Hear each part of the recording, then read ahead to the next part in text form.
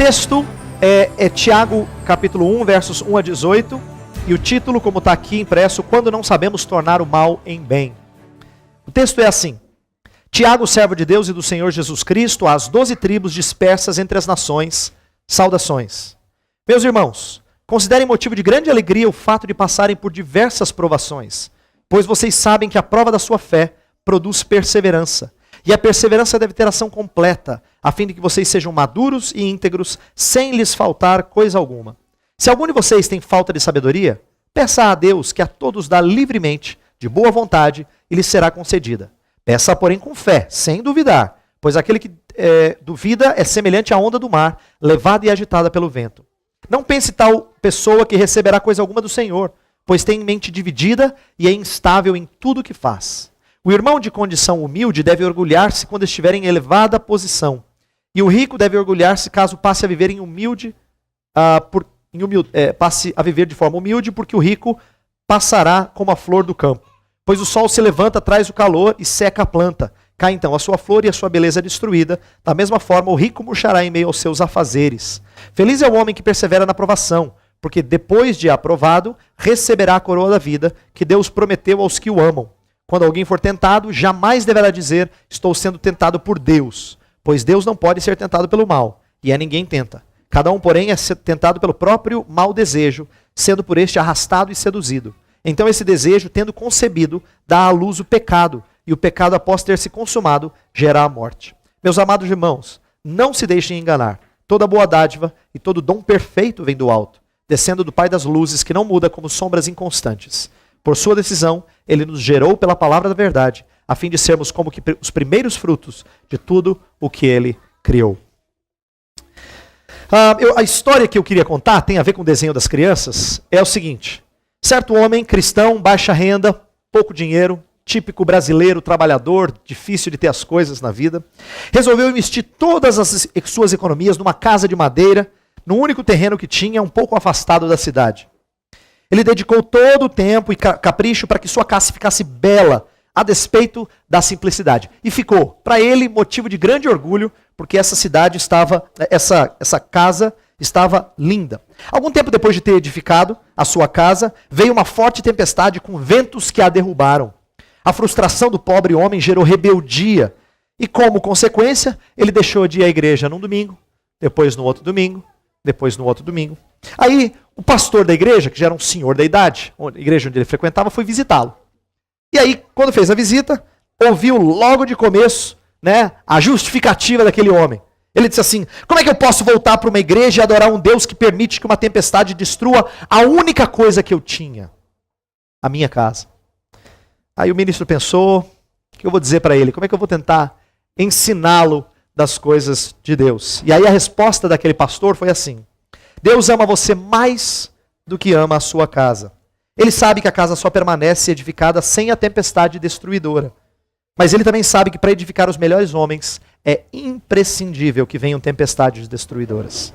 O objetivo de Deus é edificar homens, não casas. A resposta daquele pastor ilustra aquilo que esse texto nos ensina. Deus não tem interesse de manter casa em pé. E o que aconteceu em Nova York, o Demétrio foi testemunha disso, é um exemplo de como aquilo que os homens constroem não fica em pé sempre, Vou puxar aqui para não termos problema.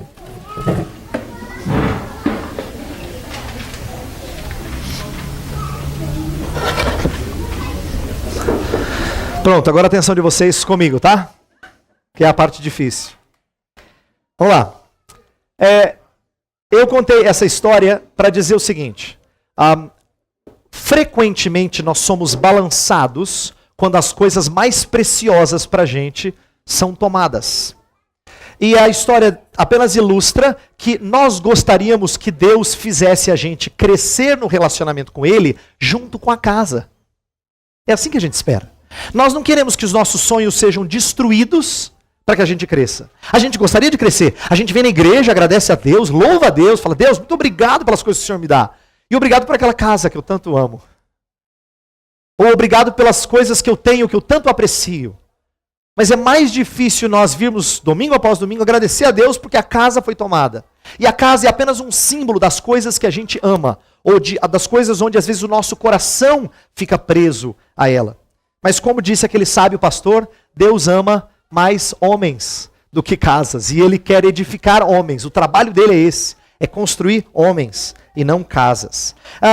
Essa história faz relação com o texto da Bíblia que a gente leu, porque o texto da Bíblia é escrito para gente pessoas que estão passando por tribulações. Tiago escreve para pessoas, principalmente para judeus que estão dispersos, que saíram da sua terra de origem e estão sofrendo por causa da sua fé em Jesus Cristo. Então ele vai trazer algumas explicações sobre o porquê que eles estão sofrendo. E essa pergunta, ela é sempre feita por nós e ela precisa ser motivo de reflexão, porque a Bíblia fala muito dela. Então a minha pergunta é, se a Bíblia fala muito dela, por que a gente não gasta tempo pensando sobre ela? Presta atenção, normalmente nós gostamos de evitar assunto complicado. Né? Quando a gente fala de algum tipo de desastre, normalmente a gente responde com o famoso, vira essa boca para lá, né? Não quero pensar nessas coisas.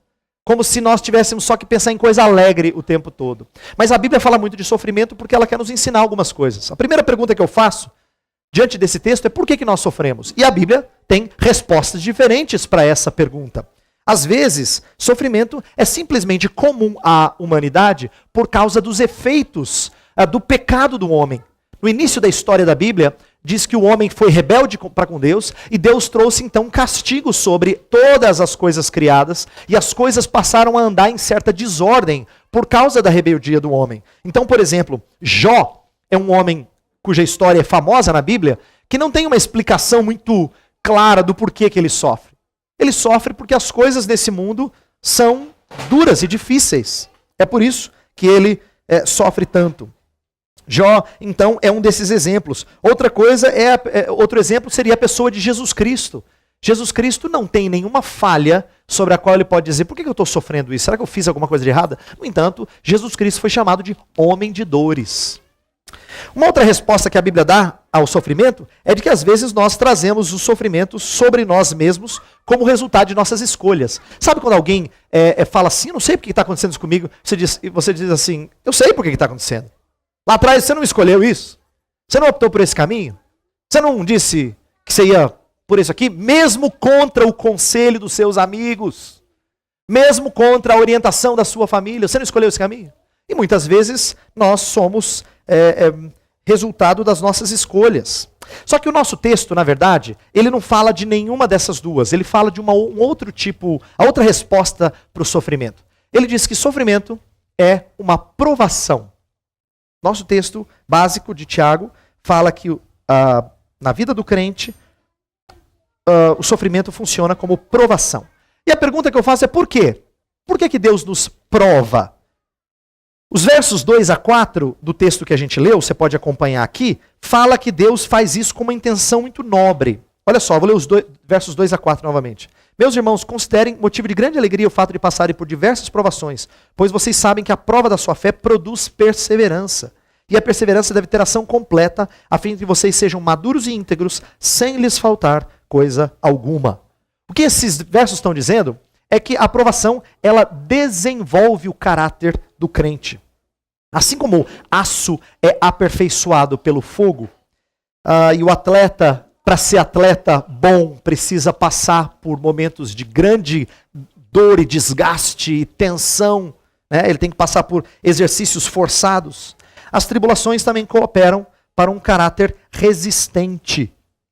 Inclusive, a continuação do texto, lá no verso 12, fala que quem suporta a provação recebe uma coroa de vida. A ideia é de que ele é premiado por passar por essa provação. Interessante é que as provações, elas têm caras diferentes. Se elas tivessem sempre a mesma cara, você tirava de letra depois de um certo tempo. Você diz, não, eu já passei por isso aí, eu sei como é que é. Mas a verdade é que não é assim. Ela tanto tem várias caras que o próprio texto da Bíblia fala das várias provações. Verso 2, meus irmãos, consideramos motivo de grande alegria o fato de passarem por diversas provações. Essa palavra diversas fala da variedade, é a mesma palavra que a gente encontra em 1 Pedro 4:10, que fala assim, que nós devemos servir uns aos outros, cada um conforme o dom que recebeu, segundo a multiforme graça de Deus. A diversa graça de Deus. Sabe o que eu acho interessante desse casamento de textos? É que Tiago fala que a gente passa por diversas provações. E Pedro fala que a gente serve uns aos outros conforme a diversidade da graça. É a mesma palavra no grego. O que isso significa? Que nós somos atendidos nas nossas diversas provações, muitas vezes por graça diversa. Através de dons diversos. Por que eu chamo a atenção de qualquer um de vocês e exorto vocês sempre a estarem aqui? Porque a gente não vence provação sozinho. A gente vence certos tipos de provações com certo tipo de graça. E certo tipo de graça só nos é ministrada por certos tipos de dons. Então a gente precisa de alguém habilitado com certos dons para que recebamos certo tipo de graça correspondente ao certo tipo de provação. Repito, se a provação fosse sempre igual, você tirava de letra, mas você não tira de letra, eu também não. Por quê? Porque a gente precisa de gente com habilidade diferente para atender essas necessidades. Vou dar 2 exemplos bem simples. Às vezes, a nossa aprovação diz respeito à nossa luta com certos defeitos pessoais. Vamos supor que você seja uma pessoa que sempre perde para a ira e fica frustrado porque você é explosivo ou coisa do tipo. Muitas vezes nós precisamos de alguém na nossa vida que tenha a coragem de nos admoestar duramente em amor. Porque nem sempre nós somos admoestados. A gente até sabe que é errado, mas a gente não é admoestado. E alguém que tenha o dom da exortação admoesta o iracundo e é instrumento de Deus para que o iracundo vença esse pecado. Vamos agora mudar de tribulação. Vamos supor que a aprovação seja financeira. Pastor, está muito difícil, a luta nossa é muito grande. A Bíblia fala também do dom da contribuição. E aquele que contribui deve contribuir com liberalidade. E muitas vezes Deus usa gente assim para suprir você e fazer você vencer essa aprovação. Meu ponto é dizer que Deus coloca pessoas com habilidades diversas na igreja para te ajudar numa área em que você é fraco. E vice-versa. Essa é a multiforme graça de Deus, suprindo o problema da multiforme provação. Que a provação não vem da mesma forma sempre. Ela vem de formas diversas. Ela é multiforme. Os versos 3 e 4 que a gente leu apresenta meio que uma corrente de crescimento, que é muito interessante. Fala que a nossa fé tem que ser provada. E essa fé, se ela for provada e ela passar na prova, ela produz perseverança. Como se fé fosse o primeiro elo da corrente e perseverança fosse o próximo elo. Mas perseverança não é o que Deus quer produzir. Perseverança é um meio para chegar no terceiro e último elo. Fala que se a perseverança tiver ação completa, ela vai produzir maturidade e integridade. Olha o verso 4. E a perseverança deve ter ação completa, a fim de que vocês sejam maduros e íntegros. O que Deus quer, em última análise? Que você seja maduro. A mesma coisa que você quer dos seus filhos. Mais do que justo. Você quer que eles tenham a maturidade que é própria dos seus anos. Inclusive, você se frustra quando eles não desenvolvem. Ainda mais quando eles chegam na idade adulta. Fala assim, parece um menino. Pastor, não cresce. Parece uma criança, parece um adolescente, né? A gente se frustra, ninguém fica feliz. Ai, meu menino, ele já é um rapaz avançado em anos. Ai, ele age como um adolescente, eu fico tão feliz. Ninguém se alegra com isso. O objetivo de todo pai é ver maturidade, é ver integridade. E o texto fala que Deus usa a aprovação para que você que tem fé, não fique só com fé. Não pense que fé resolve. Fé precisa ser trabalhada. Como? Ela precisa ser provada para que fé gere perseverança. Para que eu olhe para alguém que é cristão e não diga simplesmente ele tem fé, mas ele persevera. E se a perseverança cumprir o papel dela, isto é, se ela tiver ação completa, ela vai produzir gente madura e íntegra. E por que eu mostrei a ideia de elo? Porque se tiver um curto-circuito, não chega no objetivo.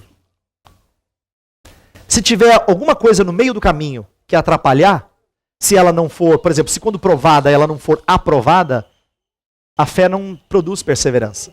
Se a perseverança não tiver ação completa, A pessoa não chega à maturidade e integridade. Ela precisa ter essas coisas todas acontecendo. Então, uma das coisas que eu gostaria de dizer a você, diante daquilo que eu já li e ouvi, é que a provação precisa ser encarada com alegria, que é uma coisa muito estranha. Olha o verso 2. O verso 2 é daqueles que o crente lê e fala assim, eu já ouvi falar, mas se o cara, a pessoa que não é cristã lê, fala assim, você tá maluco. Meus irmãos, considerem motivo de grande alegria o fato de passarem por diversas provações. Por que a gente tem que ter grande alegria? Porque é Deus trabalhando o nosso caráter. Alegria e sofrimento juntos não é novidade na Bíblia, acredite se quiser. A novidade é quando a gente desperdiça o nosso sofrimento. Isso é triste. Quando você é provado e você não é aprovado. Quando você é provado e você não tem sua fé trabalhada e produzida nela perseverança. Aí é ruim. Isso é novidade, biblicamente falando. Porque biblicamente, provação e alegria não são duas coisas distintas. Pastor, o que eu faço então? O que eu faço para não fracassar? O texto dá algumas dicas. Primeira coisa que ele fala no verso 5 é que aquele que precisa deve pedir sabedoria. Peça sabedoria a Deus. Sabedoria de Deus, atenção, não é só simplesmente a experiência de vida. Não é, tem pessoas que são mais velhas que não são sábias. Não é simplesmente saber como decidir para ter sucesso numa área. Também não. Porque tem gente que não é de Deus e sabe fazer isso. Sabe escolher de forma a ter resultados. Sabedoria na Bíblia tem a ver com escolher de forma íntegra. Mesmo que pareça contraprodutivo, contraproducente. Mas é escolher de maneira íntegra. E o texto fala, peça, mas não duvide. Deus dá, livremente, mas não peça duvidando. Porque se você pedir duvidando, você é uma pessoa que não mostra interesse em ter. Você é pessoa de mente dividida. Você funciona igual a onda do mar. Vem, aí você fica empolgado, né? Porque agora você está naquela fase boa espiritualmente falando, depois a onda retrocede. Lembra o texto que a gente leu? Nós não somos dos que retrocedem. Nós não podemos ser onda do mar. A gente tem que ir e ficar lá, não voltar. Não ter os nossos ciclos. É horrível ter ciclos. Você que tem, eu quando tenho, nós nos frustramos, a gente sabe disso. É horrível viver numa montanha russa espiritual. Você está lá em cima, você está feliz da vida. Mas na hora que está em queda livre, que frustração. Não é? Que frustração. Deus nos dá provações para que a gente não desperdice essas provações. Por isso, peça com sabedoria e não duvide. Agora, chegando ao final daquilo que eu queria trazer a vocês, por que nem sempre a gente é aprovado? E aí vem algumas coisas importantes aqui. Primeira coisa interessante para a gente aprender. Na palavra, na língua grega, que é a língua original em que o Novo Testamento foi escrito, esses livros últimos da Bíblia foram escritos, provação e tentação não são duas palavras diferentes. São a mesma palavra. Ora traduzida por provação, ora por tentação. E essas palavras são, essa palavra, ela é reveladora. Porque provação e tentação na nossa cabeça muitas vezes se misturam.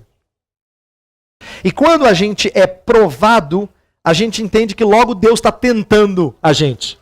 E o texto de Tiago vai dar umas dicas explicando sobre como nós devemos entender esse processo. E ele ilustra com a questão do dinheiro. Versos 9 a 11, ele fala assim, que o pobre não deveria desprezar a sua dignidade. Por que ele está falando isso? Por que o pobre não deve desprezar a sua dignidade? Olha lá, verso... o irmão de condição humilde deve orgulhar-se quando estiver em elevada posição. E o verso 10 fala que o rico deve orgulhar-se quando ele passa a viver de forma humilde. Por que ele está falando disso? Porque o pobre pode ser tentado a furtar ou ser desonesto e perder sua dignidade. O rico pode ser tentado ao sentimento de autossuficiência, esquecendo-se assim da sua insignificância. É a tradução da palavra, viver de forma humilde a sua insignificância. A ideia que o texto está dizendo é o seguinte: quando alguém é provado, E não importa em que condição ele está, todos são provados. No caso que ele dá o exemplo do dinheiro, todo mundo é provado no dinheiro. Olha que interessante. Ele não diz só quem tem dificuldade é provado. Todo mundo é provado na área financeira. Todo mundo. Uns provados para serem trabalhados na questão da dependência de Deus, né? Porque se julgam autossuficientes. Outros porque se julgam carentes e não estão sendo atendidos por Deus. Então o texto fala assim, cuidado, para que essa provação não se torne uma tentação. A verdade é que ela só se torna uma tentação por causa dos problemas do nosso coração. Inclusive o texto vai dizer isso. O texto vai falar que quando você for tentado, não diga que Deus é que está fazendo isso. Deus a ninguém tenta. O seu problema é o seu mau desejo, diz a tradução que a gente leu. Uma outra tradução fala da sua cobiça. A sua cobiça é o que transforma a ocasião externa num problema interno. A dificuldade que você está passando numa tentação para agir de maneira desonesta ou de maneira errada. Não importa qual a sua dificuldade, quando provações se tornam tentações é porque a sua cobiça já deu vazão ao pecado. E o texto então explica que sofrimento é apenas a circunstância externa. E sabe como é que sabe por que a gente precisa ouvir isso sempre? Porque quando você e eu somos confrontados no erro, eu tive essa experiência essa semana. Confrontando alguém no erro, ele disse assim, eu sei que não justifica, mas... Esse mas, normalmente, é a apresentação dele de uma justificativa. Eu sei que nada justifica, mas é porque ele precisa dizer para você a situação difícil que ele estava passando. Eu sei que não tem explicação, mas ele não consegue dizer, não tem explicação, ponto final. Tem que ter o mas. Nós somos assim quando a gente argumenta. Já percebeu? Quando o cônjuge, quando esposa, ou amigo, ou parente, chega e fala alguma coisa para você, você fala assim, não, estou fazendo isso, mas é por... Poucas vezes a gente para não, é verdade, eu errei, ponto final. Nós associamos nossas atitudes erradas como tendo um motivo. Eu tenho um motivo pelo qual eu fiz isso. Não, você não tem um motivo. A ocasião sempre é motivo de provação, mas aquilo que transforma uma provação em uma tentação é o seu coração, é a sua cobiça pecaminosa. Então, eu quero fechar dizendo o seguinte, quando nós lutamos contra essas coisas, nunca atribua esse mas à circunstância. Sabe por quê? Mesmo que você não tenha a intenção de fazê-lo, você está dizendo que na verdade o culpado disso tudo é Deus. Porque quem produz a circunstância é Deus. Só que quando você diz assim, eu falhei, mas o problema é que a minha vida está muito difícil. O que você está dizendo é, o culpado disso tudo é Deus. A mesma atitude de Adão quando diz assim, eu pequei, mas olha a mulher que tu me deste. Né? E Eva dizendo, olha, eu errei, mas foi a serpente que o Senhor criou. Essa justificativa ela é comum para nós e a justificativa indiretamente é culpar a Deus de erro. E o texto que a gente leu termina dizendo, olha, não se engane, verso 16, não se engane, verso 17, toda boa dádiva e todo dom perfeito vem de Deus. Você recebe de bom vem de Deus, porque Deus é bom.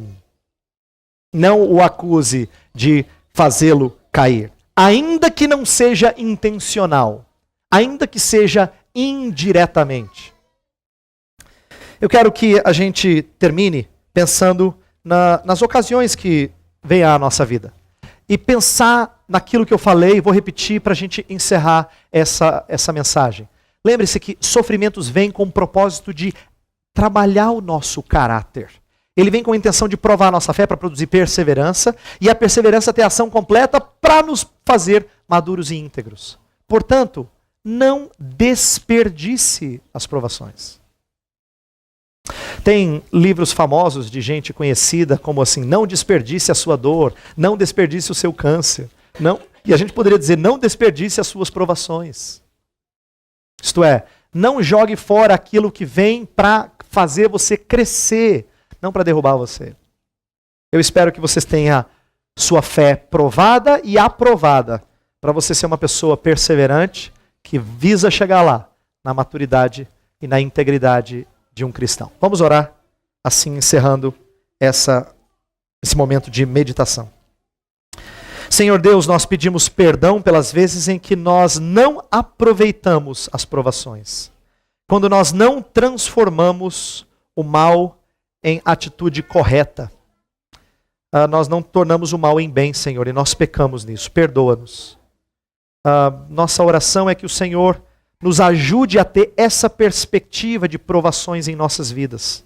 Assim como Tiago estava falando para pessoas em seus dias que sofriam várias provações, que nós também entendamos a diversidade de provações e como elas vêm de formas diferentes aparentemente para nos derrubar, mas não é isso que o Senhor quer.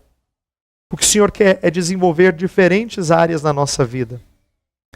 Portanto, faz-nos próximos do teu povo, para sermos servidos uns pelos outros em áreas diversas.